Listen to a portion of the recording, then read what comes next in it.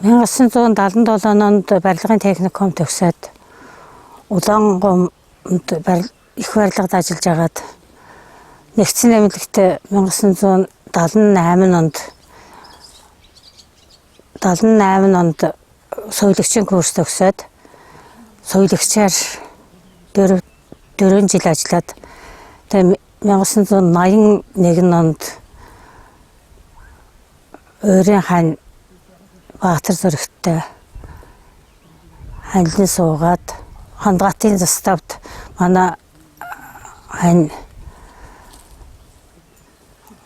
66 гэдэг машин хүлээж авч Эрдэнэ цагааны отрядад цэргийн алуу хаагаад манай Хандгатын заставд 66-гийн жолоочоор товлогдож ирээд тэгээ бид хоёр тэнд 82 онд анхныхаа хүүхдээ гаргаад тэнд миний бие болохоор зэрэг хорой цэргийн алууны байцаагчаар ажиллаж 7 жил ажилласан. Манай өвгөн тэндээс 2011 он хүртэл 35 жил жолоочийн өрөг гүйцэтгэж ангийн буруунуудаагийн аваргаар шалгарч ажиллаж байсан. Би өөрийн биеэр Улаангомд 84 оноос 2002 он хүртэл хувцсны алууны нэрв хийж агаад тэтгэвртэй гарсан.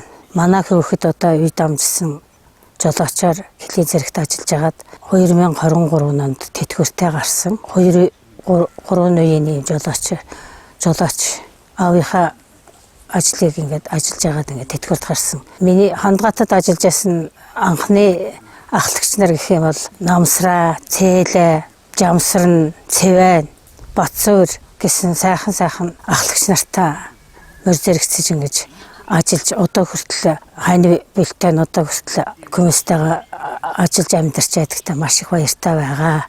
Тэгээ Хилийн 245 дугаар ангийн бие бүрэлдэхүүнд болно. Ахмадынхаа зөвлөн хүмүүстэй уртудаа наслаарай. Сайхан амьдраарай. Өргөөгт нь өргөлж өсөж өндөж сайн байгаасаа гэж хүсэж байна.